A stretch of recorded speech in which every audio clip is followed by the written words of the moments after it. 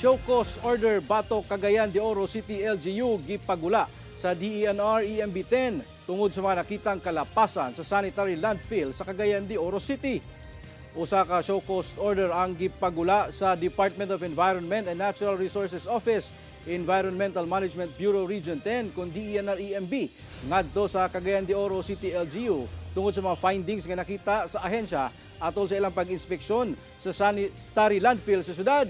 Sa sulat sa DENR EMB nga adunay petsang September 18, gibutyag niini nga padayon gihapon ang paglabay sa mga basura sa cell number 3 nga wala pa nabutangan og HDPE liner aron malikayan ang pag-aga sa duga sa mga basura paingon sa sapa.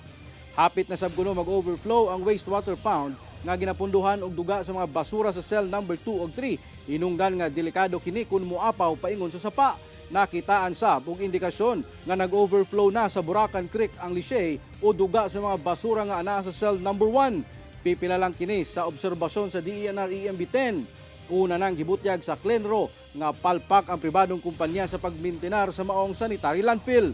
Sumala sa tigpamaba ni Cagayan de Oro City Mayor Rolando Uy nga gipulong na niya ang mga concern nga mga ahensya o gimanduan nga sulbaron ang problema sulod sa usa ka semana.